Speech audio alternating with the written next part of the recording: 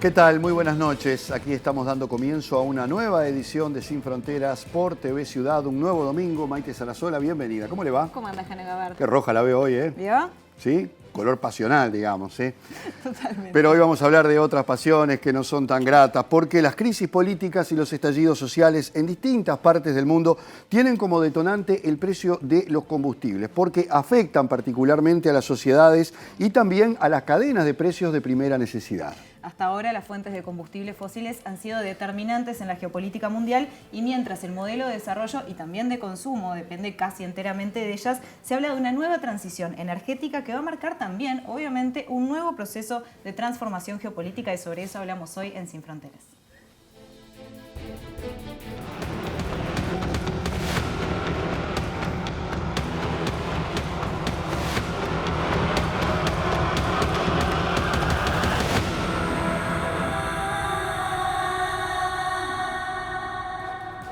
Y comencemos por el uso humano que comenzó a dársele al petróleo, que precisamente fue cuando los asirios lo usaban para pegar ladrillos y piedras, los egipcios lo utilizaban para engrasar pieles y las tribus precolombinas de México para pintar esculturas o también lo utilizaban como impermeabilizantes. Desde entonces, los usos del petróleo se fueron ampliando y aumentando la demanda, lo que obligó a buscar el recurso cada vez en zonas más profundas que hasta ese momento. Y continuando con lo que es la perspectiva histórica, el primer pozo moderno, similar a los que se conocen hoy, data de 1859 y fue realizado por Edwin Drake en Pensilvania, Estados Unidos.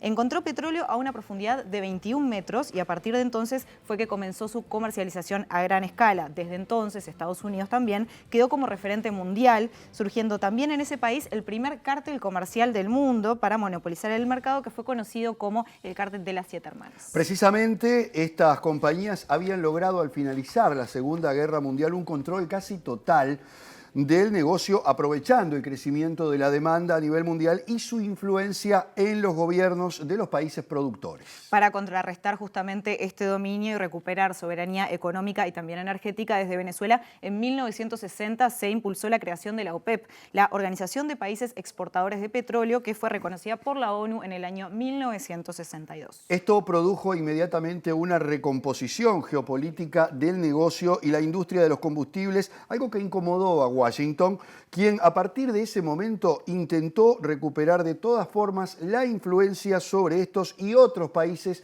con potencial petrolero. Lo vemos en el siguiente informe.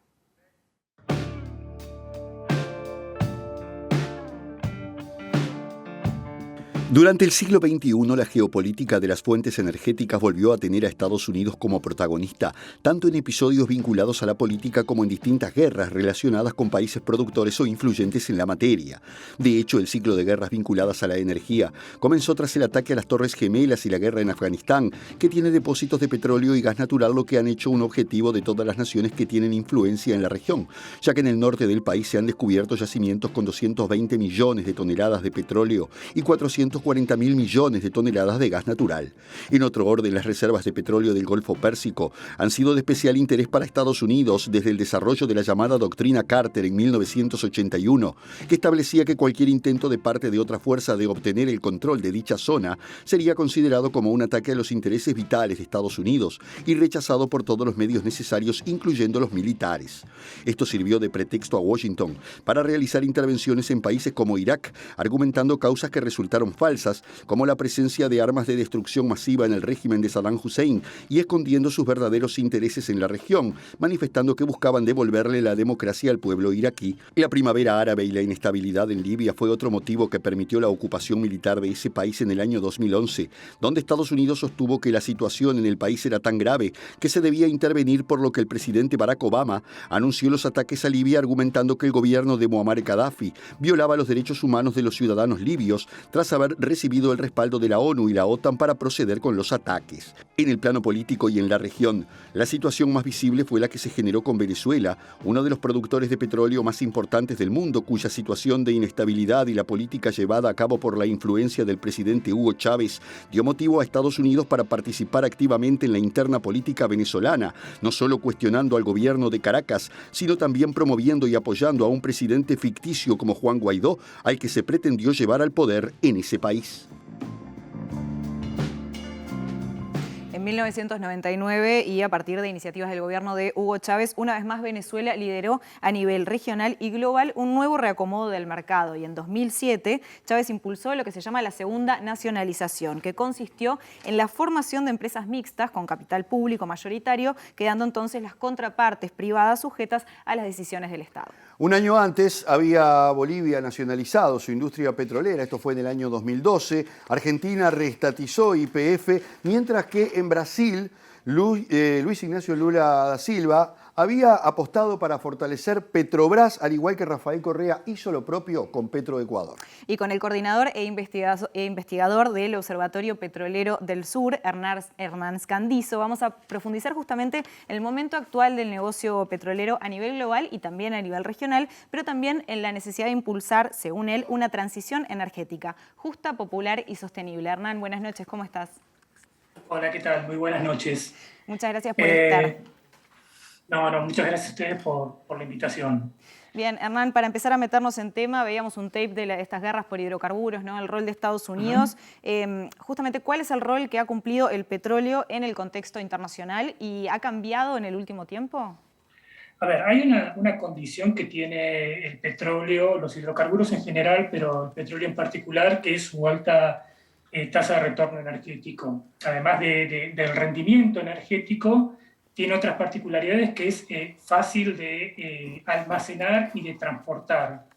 Entonces, el desarrollo capitalista que conocemos hoy no hubiera sido posible sin un energético con las características de los hidrocarburos. Eso explica por qué, el porqué de todas estas guerras, en tanto de las diferentes potencias por controlar el petróleo, controlar el gas, desde la Segunda Guerra Mundial en adelante.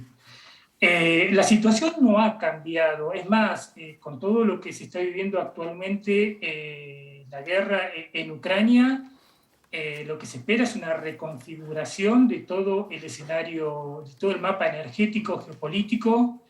Estados Unidos tiene, justamente a partir de la revolución del fracking, de todo este paquete tecnológico que permite extraer hidrocarburos de rocas compactas, ha incrementado su producción y si bien en el contexto de pandemia parecía que esa producción peligraba porque desde el mundo de las finanzas se le quitaba el respaldo a este tipo de explotación. Recordemos que en un momento de 2020 hubo una cotización negativa de petróleos futuros.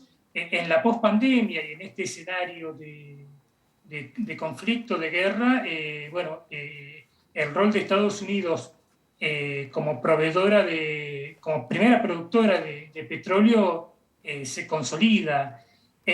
Después, si bien por cuestiones, por toda la crisis climática que se está viviendo, se plantea la reducción de los combustibles fósiles por ser justamente su combustión uno de los principales generadores del calentamiento global, vemos una fuerte reticencia a que estos combustibles sean reemplazados justamente por las características que tienen. Entonces, el rol a lo largo de los años no ha cambiado en el marco de pensar un desarrollo capitalista, ¿no? Hernán, las grandes potencias aparecen como los máximos responsables del calentamiento global, del cambio climático, particularmente Estados Unidos, Rusia, China, la Unión Europea, India, Japón, son los que están a la cabeza de ese ranking. La causa principal, como todos sabemos, es la emisión de gases de efecto invernadero y el uso de combustibles fósiles. Bueno, ¿qué rol juegan las grandes potencias en esto y cómo piensan el futuro en base a estos efectos devastadores que tiene justamente la utilización de estos combustibles? Bueno, lo que se da, por un lado, como decía antes, hay una reticencia a abandonar los combustibles fósiles, entonces se implementan mecanismos para prolongar este tipo de explotación. Estamos hablando de mecanismos como las compensaciones de carbono, todo el mercado de carbono, todo lo que tiene que ver con programas como el cero neto, es decir, seguir produciendo hidrocarburos con captura de carbono o con cultivos que puedan supuestamente reducir los impactos de esas emisiones de carbono y demás. Entonces, por un lado está toda esa corriente, bueno, considerar al gas natural, al gas fósil, como un combustible puente para la transición, que también desde el Parlamento Europeo esta semana le dio esta etiqueta al gas. Es un espaldarazo para todo lo que es la industria del gas a nivel mundial. Y por otro lado, en este contexto de transición también lo que vemos es, por parte de las grandes potencias, una nueva disputa por los minerales estratégicos para la transición. Entonces se intenta replicar o se está replicando las políticas de, ¿cómo decirlo?, de zonas de influencia, de zonas de control, en marcos de políticas de seguridad energética de los países, de los diferentes países centrales, para proveerse tanto de minerales estratégicos como, bueno, también de ocupaciones territoriales, porque, por ejemplo, cuando se plantean como alternativa a los combustibles fósiles el uso de hidrógeno verde como un reemplazo, lo que se está poniendo en discusión es la ocupación de grandes extensiones de territorio de los países del sur, para generar el hidrógeno verde, además de poner a disposición el agua de los países del sur,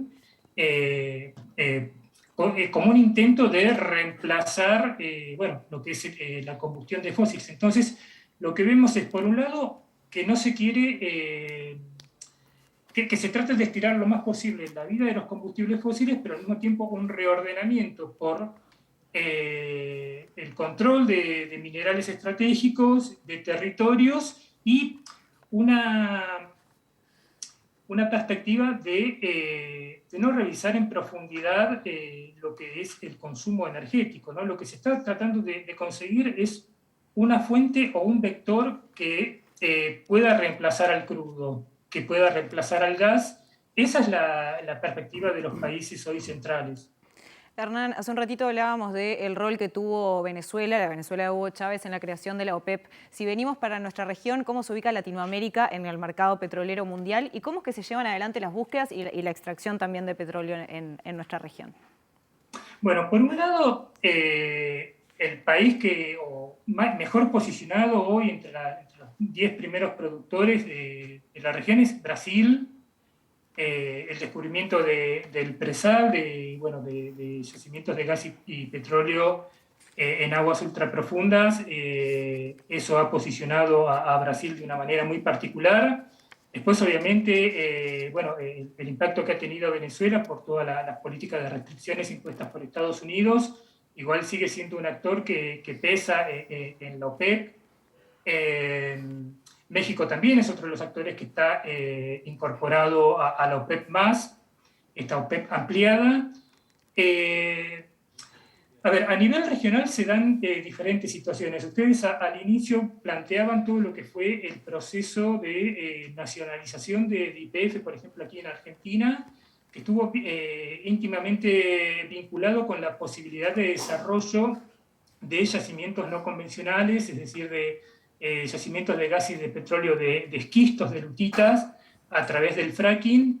Ese fue parte de un paquete tecnológico que impulsó Estados Unidos a nivel global a partir de la iniciativa del gas de esquisto. Es el mismo paquete tecnológico que puso Estados Unidos en el lugar que ocupa hoy en lo que es producción de hidrocarburos.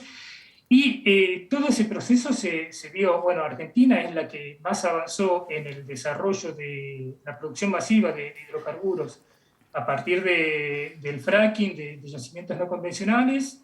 En otros países como Bolivia hay interés en desarrollar. En Colombia hubo una serie de intentos que han confrontado con una gran resistencia popular. Hay que ver el escenario que se abre ahora con el triunfo de Gustavo Petro en la presidencia de Colombia, que a lo largo de su campaña planteó que el fracking no iba a tener lugar, y que ahí pretendía avanzar en una descarbonización de la economía, pensar en una Colombia postpetrolera. En general, en la última década hubo una ampliación de fronteras en todo el continente. Como decía antes, a partir de los hidrocarburos de formaciones compactas, pero también en Ecuador y en Colombia y en Venezuela con crudos extra pesados, que son crudos más densos, más complejos de extraer. El mar es la gran frontera común que tenemos en América Latina y el Caribe, hacia la que avanzan. Vemos proyectos, bueno, Brasil lideró con el Presal, pero vemos proyectos en Colombia en el Mar Caribe, en Honduras, en Nicaragua, Guyana, bueno, países como Trinidad y Tobago con su producción de gas relevante. Vemos lo que está sucediendo en Argentina y en Uruguay con la búsqueda en el mar, esto de que, bueno, a partir justamente también de los hallazgos de hidrocarburos en Namibia, en la costa occidental de África, el interés que ha generado, porque se presume que formaciones similares llegarían hacia nuestras costas, hacia nuestra plataforma continental, entonces se abraza esta posibilidad de producir hidrocarburos, que son energías extremas, en todos los casos son energías, hidrocarburos cuya extracción, primero, tienen unas complejidades geológicas y técnicas que incrementan los riesgos ambientales, los riesgos geológicos, los riesgos laborales también para los trabajadores, ya sea en lo que son los yacimientos de fracking, pero también en aguas ultraprofundas, tienen una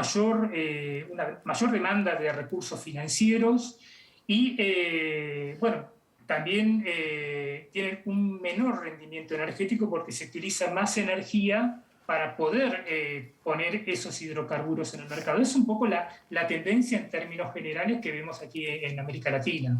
Hernán, los países más ricos en recursos naturales no suelen ser los más desarrollados en la mayoría de los casos. ¿Por qué suele pasar esto? Que las naciones que precisamente apuestan prioritariamente a la extracción y también a la exportación de recursos naturales están en esta situación. Bueno, sin duda no es un problema geológico, sino que es un problema político, es un marco histórico. Primero, en el rol de nuestros países del sur, en lo que es la Institución Internacional del Trabajo, en términos geopolíticos, de ser países de la periferia, y también el rol que han cumplido las burguesías locales en nuestros diferentes países. En la Argentina, y esto planteándolo, enfocándome en lo que es hidrocarburos, las empresas locales de hidrocarburos, que las hay, lo que se han convertido es en fugadoras permanentes de divisas a través de diferentes paraísos fiscales, ¿cómo es? Instalar casas matrices en paraísos fiscales a través de préstamos, autopréstamos entre empresas. Entonces, lo que se ha dado, por un lado, es estas políticas de las burguesías locales con una fuerte impronta colonial, y después lo que se da son economías de enclave, y esto lo vemos en la Argentina, las provincias tradicionalmente petroleras, como puede ser Chubut, que es una provincia que está incendiada en términos económicos y en términos políticos, que es la cuna del petróleo argentino, en Comodoro Rivadavia, lo vemos aquí en Neuquén, donde se sitúa o donde se ha dado el mayor desarrollo de la formación no convencional vaca muerta con el fracking, que si uno ve los titulares de los diarios argentinos, permanentemente se está destacando el incremento de la producción de hidrocarburos en vaca muerta. Sin embargo, bueno, eso es parte de toda una dinámica que se ha dado a través de los años, donde en periodos de alza de la producción y de buena cotización del precio del petróleo, se incrementa la planta pública, como es los hidrocarburos, es en sí la renta hidrocarburífera es la que dinamiza la economía, se van desplazando otras vocaciones productivas, entonces de matrices productivas más diversas se va avanzando hacia matrices monopolizadas por los hidrocarburos, hay una alta dependencia económica. Cuando cae la rentabilidad de estas empresas, de esta industria volátil, porque cae la cotización o cae la producción, lo que vemos que son, desde el Estado se recurre permanentemente a tomar deuda. Entonces tenemos a la provincia de Neuquén, que es la principal, donde más ha crecido la producción de petróleo, totalmente endeudada en dólares, con lo que eso significa en un país como la Argentina.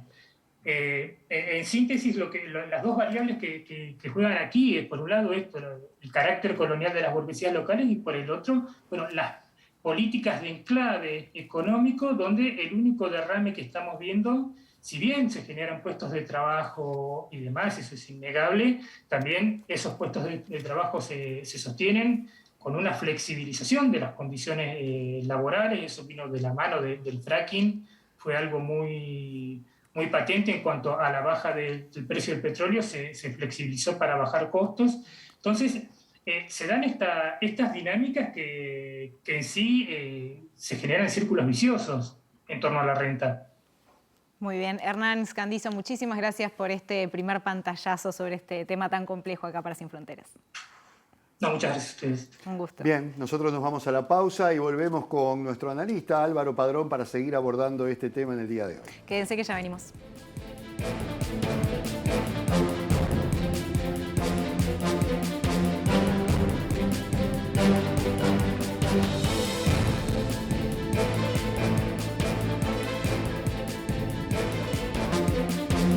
Y en este segundo bloque de Sin Fronteras vamos a seguir analizando este tema de la mano, como siempre, de nuestro analista internacional Álvaro Padrón. Un gusto tenerte nuevamente, Álvaro. Muchas gracias, contento de estar de nuevo con ustedes y muy agradecido por el cariño y el apoyo del equipo humano del canal. Gracias.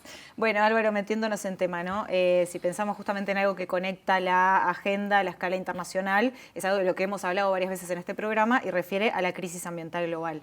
Entonces, ¿cómo la podemos ubicar en este contexto de transformación geopolítica del que estábamos hablando en el primer bloque? Sí, no tengo dudas que la crisis ambiental es el principal desafío contemporáneo de la humanidad. No es el único, de esto que siempre decimos son los temas globales, ¿no? Que solo tienen solución a escala global, ¿no? Pero claro, es muy particular porque la guerra, que es un problema global, ya ha habido muchas. La pandemia, también ha habido muchas. Las migraciones masivas, otro asunto global, también recorre toda la historia. Y la desigualdad, que también es un tema global, es casi inherente al sistema. Entonces, yo creo que la crisis ambiental lo que tiene es que por primera vez nos pone la idea de la desaparición de la vida en el planeta. Eso no ocurrió nunca. Por eso yo creo que siendo un tema global es absolutamente inédito y eso no es ni una opinión ni una exageración, ¿no? Acaba de salir un informe del Instituto de Ciencias Weizmann que plantea que por primera vez en la historia de la humanidad la masa creada por el hombre, que se llama masa antropogénica, es mayor a la masa viva o la biomasa original del planeta. Es decir, esto es la primera vez que pasa, es un informe del año pasado. Es un desequilibrio que nunca existió y ahí es donde se ubica la crisis y por lo tanto la potencialidad de que desaparezca la vida en el planeta. O sea, hay un límite de tiempo. Exactamente, los humanos estamos creando algo tan extraño como la posibilidad de que nos matemos a nosotros mismos y a lo que nos rodea. Entonces, ahora, claro, alguien puede decir, bueno, es un informe del año pasado. Hace 50 años que hay estudios sobre esto. Hay un informe famoso que es el del Club de Roma, que además se considera el origen de los movimientos ambientalistas, que ya planteaba este problema y en verdad nunca se tomó en serio, que yo creo que es lo más grave, ¿no? Que claro, nunca... o sea, el encárece global supranacional, ¿no? Que vos mencionás, por más de que han habido iniciativas, si pensamos en la ONU, el cambio climático, no es algo que después realmente se traduzca en medidas efectivas para frenar esto. Exacto, y por eso es tan importante la conexión con la disputa geopolítica, porque uno se pregunta si está cambiando el mundo, si hay un cambio de época, si hay un nuevo orden mundial o se intenta construir un nuevo orden mundial. ¿Está esto presente? Y era muy bueno recién las referencias que hacían en el informe anterior, ¿no? Porque se hablaba de esto de las potencias y de cómo juegan. Yo no tengo duda que en esta nueva disputa geopolítica este tema está presente, ¿no? Pero yo creo que en ninguna de los dos bandos, para ponerlo de manera simplificada, se está priorizando seriamente este asunto, ¿no?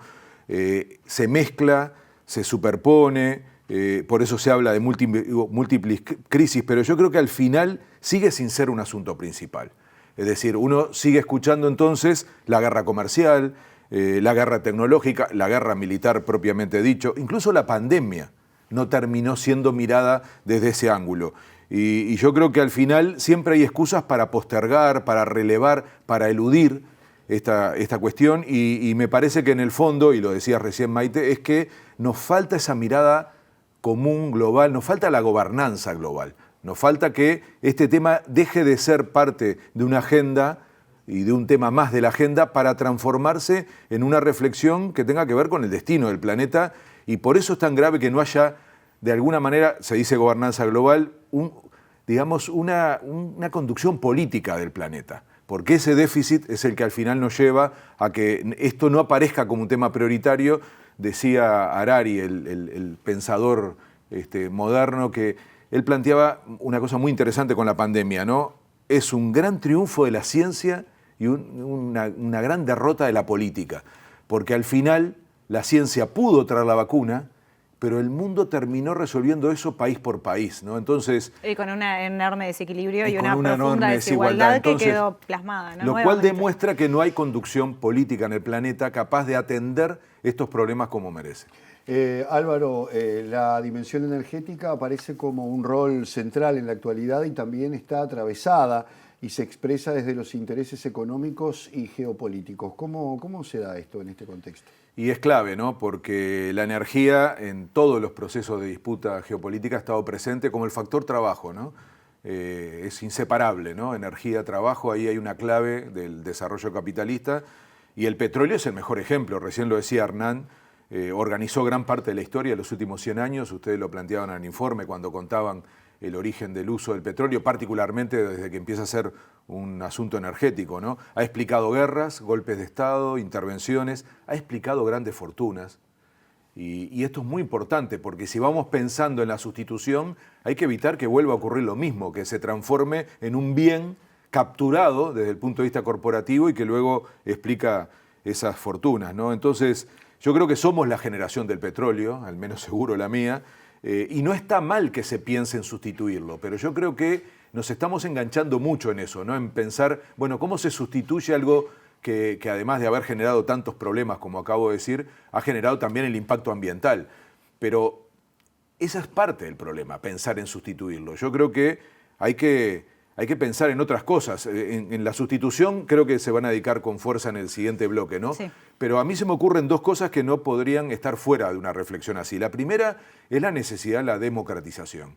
Es decir, si hemos visto que el petróleo se transformó en un bien que concentró la capacidad de riqueza, lo primero que tendríamos que decir es cómo evitamos que los próximos sustitutos de ese bien ocurra lo mismo, ¿no? Entonces, yo creo que hay que tratar de pensar en el bien público, en que, por ejemplo, ¿no? El hidrógeno, pero miren que hay otros sustitutos que en general los asociamos más todavía a los bienes públicos, ¿no? El agua, el sol, el viento, no aparece en ninguna constitución. Nosotros en Uruguay metimos el agua, ¿no? Pero en general hay que tener mucho cuidado de que no empiecen a ser capturados estos bienes por sectores corporativos que luego lo transformen en una, digamos, fuente de riqueza y no precisamente en algo que pueda compartirse. Que lo viven intentando permanentemente, ¿no? Y va a pasar. Está pasando con el litio, por ejemplo. Y por eso la importancia del papel del Estado, la capacidad que se tenga de considerar los bienes públicos y no solamente, digamos, un bien privado. Pero hay un segundo asunto que yo creo que es clave para colocar en esta discusión y no aparece siempre, que es no hay que pensar solamente en la sustitución y ojalá en la sustitución de este bien, particularmente los hidrocarburos, en algo que haga menos daño. Hay que pensar también en el consumo, en la otra pata. Hay que pensar también en la forma en que producimos y que consumimos. Esto también tiene que ver con la sustentabilidad. Y a mí eso me lleva a discutir, y creo que ustedes lo planteaban, en los modelos de desarrollo. Hay que repensar el desarrollo tal como se concibe. Porque aun cuando consigamos este tipo de sustitutos a los combustibles fósiles, vamos a tener un problema de mediano, de corto y de largo plazo sobre cómo vivimos en el planeta. Hay que tener otras prioridades, hay que tener otros valores para ese consumo, hay que tener otros indicadores. Tenemos indicadores que nos engañan. Esta idea del crecimiento del PBI, nadie discute en el mundo que el crecimiento del PBI es una cosa buena. Sin embargo, el crecimiento tiene límites. No podemos seguir hablando como si fuera, digamos, eterno ese crecimiento. Y además, ese indicador ya no nos sirve.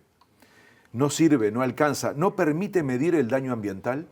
Se habla de, todo el mundo está contento, ¿no? Cuando un gobierno dice, crecimos, y no mide el daño ambiental, no permite medir la distribución social o la distribución de la riqueza, no permite medir el bienestar. Es decir, tenemos indicadores que no nos están ayudando para pensar esto que decíamos al principio, que es cómo evitamos el colapso del planeta. La idea de que lo único importante es el crecimiento en sí está en cuestión. Y hay que ponerla en cuestión. Yo creo que, capaz que un título, Maite, de un programa de La Letra sería esto, ¿no? Cómo discutir el límite del crecimiento, cómo discutir que el crecimiento de por sí no es una buena noticia si no está acompañado de estas otras miradas. Dimensión humana también, por ejemplo, ¿no? Sí, donde el consumo es un asunto central. Entonces, no relacionar este cambio de la matriz energética a la discusión sobre las pautas de consumo es un error.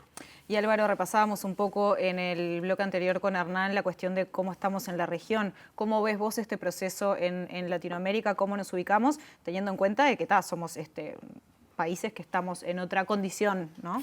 Sí, mal, estamos mal, doblemente mal, porque en este caso, por un lado, no tenemos las ventajas de la industrialización, no las tenemos, no somos países desarrollados, ricos, capaces de tener ese estado de bienestar que tiene el norte. Entonces no vimos las ventajas de la industrialización, sin embargo sufrimos los efectos más duros que produjo esa industrialización. O sea, estamos en el peor de los lugares.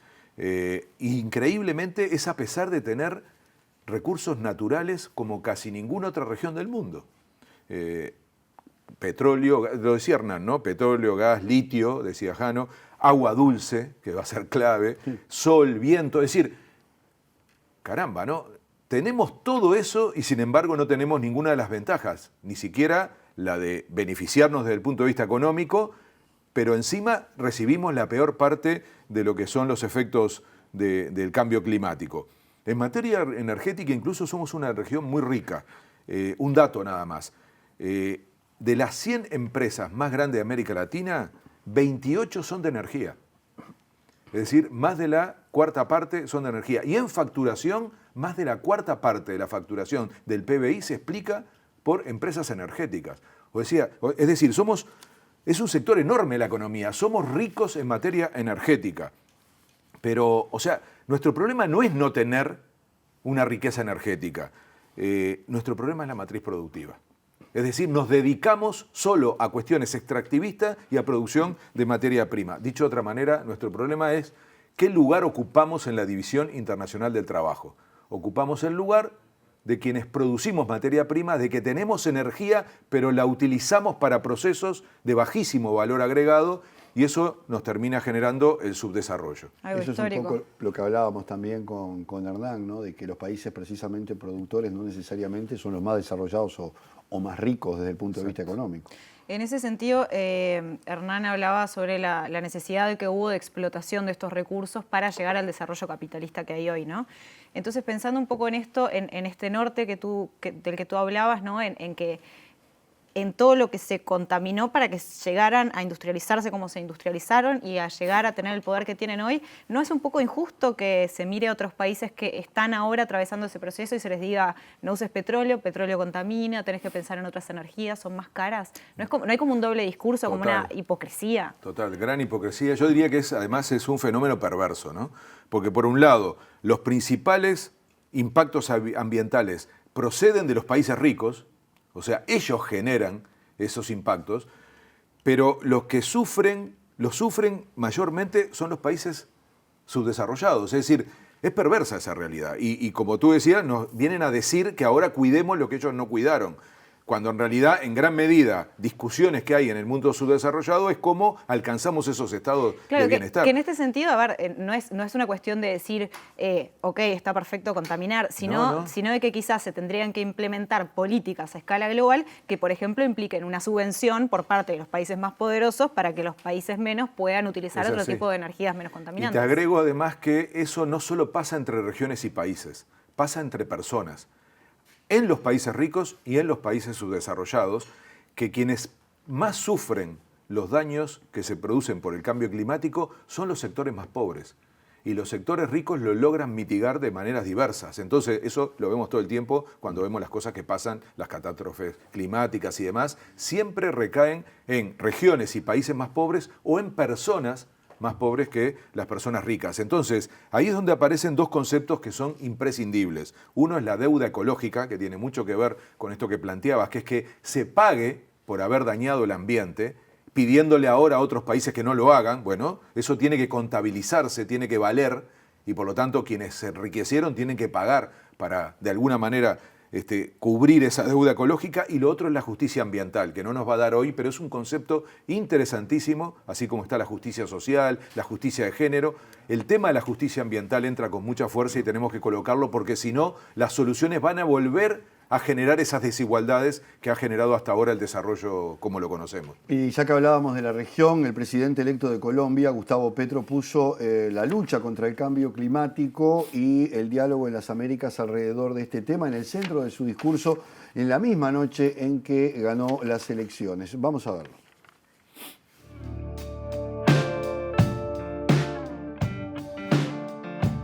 La ciencia nos ha dicho que como especie humana podemos perecer en el corto plazo, que la vida en esta tierra hermosa puede perecer en el corto plazo, que las dinámicas de acumulación, que un mercado desaforado, que unos deseos de codicia y ganancia desaforadas, que un proceso de consumo desaforado está a punto de acabar con las bases mismas de la existencia.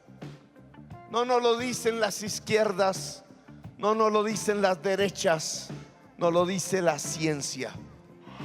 Nos han criticado porque proponemos una transición energética, quizás rauda, dicen los críticos, hacia las energías limpias, en las que Colombia tendría enormes ventajas.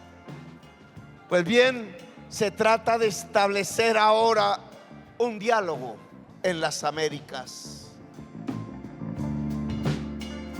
Bien, Álvaro, ¿y cómo puede influir este tema en el cambio de ciclo político que está ocurriendo en este momento? Y va a influir mucho, pero depende. Depende si predomina una izquierda renovada, una izquierda con una renovación de su agenda y de sus liderazgos. A la izquierda tradicional le ha costado mucho incorporar el tema ambiental. La izquierda histórica tenía una referencia mucho más ubicada en la distribución de la riqueza, sobre todo en el mundo del trabajo, la idea de la lucha de clases, y también un concepto productivista. Entonces, si uno repasa la historia de la izquierda, aparece muy poco esta idea de la preocupación ambiental. Incluso en regiones como Europa, la creación de los partidos verdes se hizo por fuera de las estructuras de la izquierda y hasta el día de hoy permanecen sin una conexión y repito, le ha costado mucho a la izquierda esa incorporación como otros temas de la agenda más moderna. Pero igual no se puede pensar en medio ambiente si no pensamos en lucha de clases, o sea, está todo Está atado. Totalmente conectado, pero lo que quiero decir es que antes no lo conectaban. Sí, entonces el énfasis desplazaba un poco esas agendas y yo creo que por lo tanto no cualquier izquierda puede explicar una nueva etapa recuperando esa agenda. Bueno, ¿no? los desastres del extractivismo soviético, por ejemplo, hasta el día de hoy. Se secó un mar, el mar de Aral, por ejemplo. Sí, ¿no? Todo el socialismo real tenía una actitud muy refractaria a esa perspectiva, pero yo creo que América Latina tiene una capacidad de innovación en ese sentido, como en varias cosas, ¿no? Quizá por la conexión también con los sectores, los pueblos originarios, toda una concepción distinta de la vida y el desarrollo. Eso está muy presente en Ecuador y en Bolivia. Pero a mí me importa mucho esto que acabamos de escuchar, porque tanto la nueva izquierda en Chile como la de Colombia trae un aire fresco a esta discusión. Yo creo que esto es muy importante. Vuelvo a decir que es una oportunidad, no solo por el cambio de ciclo, que ya de por sí implica una revalorización de esta agenda, también por el cambio de contexto internacional. La combinación de ambas cosas, esto no pasó en el ciclo anterior, de los 2000, de los inicios del 2000. Este desorden mundial, esta nueva forma de tener que organizar el mundo, la disputa de bloques distintos, donde aparecen la idea de los poderes intermedios, eso le permite a un nuevo ciclo progresista que, si realmente incorpora, como acabamos de escuchar, esta agenda, puede pararse de otra manera de lo que ocurrió hace 20 años. Eso va a depender mucho de los liderazgos y sobre todo de la capacidad de integración regional. Esto no se resuelve país por país. Aún países grandes como Brasil o como Colombia no van a poder resolverlo, también lo dice Petro. Para eso tiene que haber una agenda regional. La integración regional pasa a ser estratégica. Es la única forma de que nuestra región pueda discutir este y otros temas a escala planetaria, porque al final la gran pregunta es cómo influir en esta discusión global, entre otras cosas, para lo que decía Maite, no repetir la desigualdad que ya tuvimos en las 3 últimas revoluciones industriales. Y además porque los daños ambientales, y vale para el nombre de este programa, no reconocen fronteras, son sin fronteras. Es decir, este asunto, que es el principal dilema de la humanidad actualmente, se va a resolver a escala global. Y la pregunta que nos tenemos que hacer, América Latina, ¿está en condiciones de ser otra cosa, de influir, de contribuir, de aportar a un desarrollo distinto? Yo creo que sí, y por eso digo que es una gran oportunidad siempre y cuando tengamos liderazgos que lo tomen y capacidad de articularnos como región y no solamente como país. Y clave también porque lo mencionaba Hernán en el bloque anterior y nos vamos a meter justamente en el próximo bloque con esto, porque con el tema del hidrógeno verde, él decía, la mirada va a estar puesta en el sur, en el territorio y en el agua, ¿no? Entonces... Pero no volvamos a entregar nuestras riquezas para terminar siendo de vuelta países subdesarrollados, ¿no? Bueno, esperemos. Álvaro Padrón, como siempre, gracias, un gusto muchas enorme. Gracias. Bueno, tercer bloque, seguimos con hidrógeno verde, ya venimos.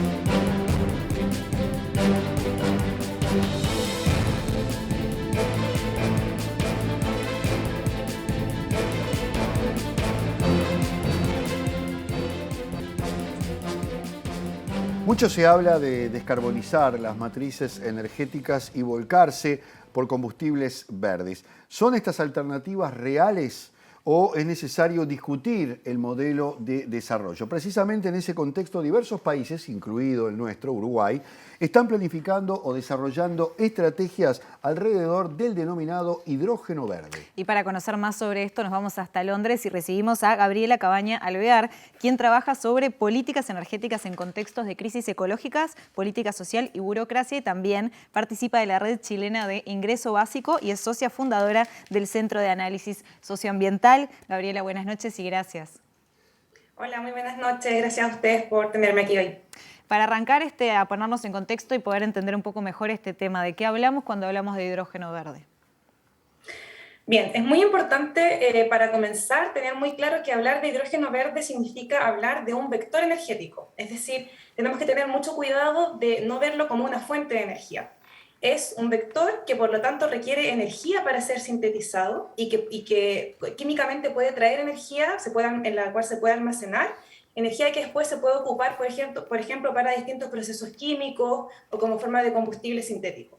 La principal gracia o novedad por lo que se promociona el hidrógeno es que al punto en el que este es utilizado, en el que se quema, por ejemplo, en un automóvil, no produce gases de efecto invernadero, sino que solo produce vapor de agua, por lo cual se le considera de alguna forma más benéfico.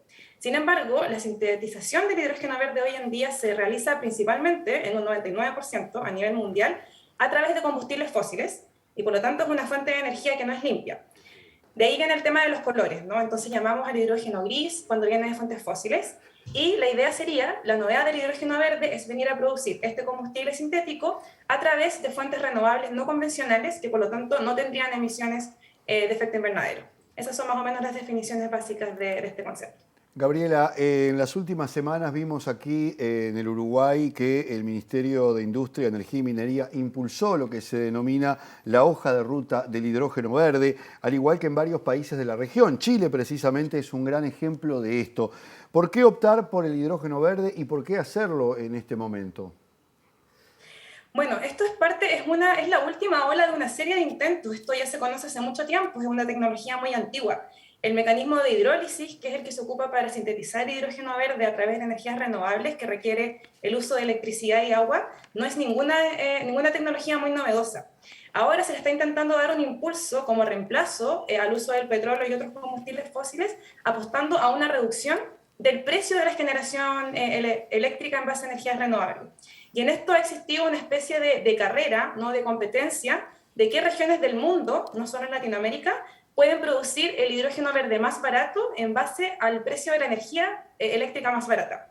Y en ese sentido, es verdad que Chile, de hecho, me parece que fue el primer país de la región que en el año 2020 se propuso convertirse en un exportador mundial de hidrógeno verde en una altísima escala, apostando a que los costos de producción de energías renovables ya está muy bajo y va a seguir disminuyendo. Sin embargo, lo que estas estrategias, y por lo que entiendo la estrategia de Uruguay, también están ignorando, son los altísimos costos a nivel ecosistémico y a nivel social que tiene pensar en el desarrollo de las energías, infraestructura energética renovable a esta escala. Entonces, cuando pensamos en hidrógeno, no se trata solamente del producto final, ¿no?, de este combustible sintético que vamos a producir, sino que precisamente de toda la infraestructura que tiene que existir asociada a esta generación de este combustible. Gabriela, en el primer bloque el entrevistado nos hablaba de que de alguna manera se va a poner la mirada en el sur, ¿no?, respecto a la producción de este hidrógeno verde y de la necesidad, porque ahora hablabas como de algunas de las dificultades que presenta, ¿no?, de la necesidad de territorio y de agua. ¿Esto es así?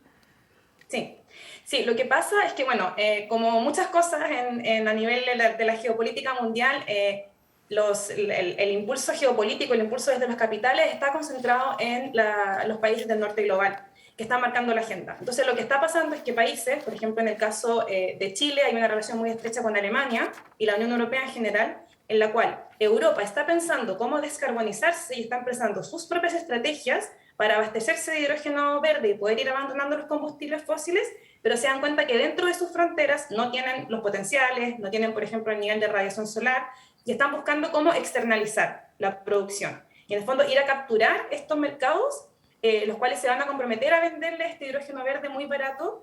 Y en esto, América Latina, por ejemplo, es solo uno más de una lista de otros posibles proveedores de esta nueva commodity.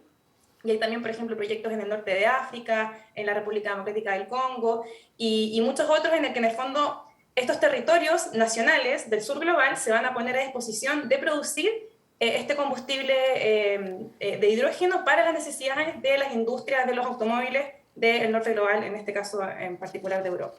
Sí, hablabas de Alemania, Gabriela, y aquí en Uruguay inmediatamente fue el país que intentó acercarse rápidamente a este proyecto, por tanto es una política que se ve que está extendida hacia Latinoamérica. ¿Hay posibilidades de que esta industria se convierta en otra cara del extractivismo? Sí, definitivamente. O sea, lo que acá es muy interesante es que, bueno, primero es la escala, ¿no? Creo que es muy importante visualizar la magnitud de lo que significa hacer el hidrógeno verde viable, porque lo que todas las estrategias y todos los diagnósticos destacan es que lo que necesitamos para que el hidrógeno verde realmente sea barato y sea competitivo al hidrógeno producido por otras fuentes es que se produzca en gran cantidad y se asegure una demanda. Entonces, ahora está existiendo todo un proceso de lobby de asegurar tanto la producción como los futuros clientes que van a comprar ese hidrógeno hacia muchos años en el futuro. O sea, en Chile se está pensando, por ejemplo, hasta el 2050 y comprometiendo una gran producción de energías renovables. Solo para dar un ejemplo, hoy día en Chile un tercio de la infraestructura que abastece el sistema eléctrico nacional es generado de fuentes renovables, lo que es aproximadamente 8 gigawatts de capacidad instalada, y la estrategia chilena está considerando que de aquí al 2050 existan 300 gigawatts de capacidad instalada. Entonces estamos hablando de un cambio de magnitud súper importante y no se está considerando ninguno de los múltiples efectos sinérgicos, de los múltiples impactos que eso puede generar, y eso es precisamente lo que caracteriza los extractivismos. Por una parte está el tema de la escala. Por otra parte está el hecho de que se está pensando en los beneficios del hidrógeno verde netamente en términos de producto de exportación.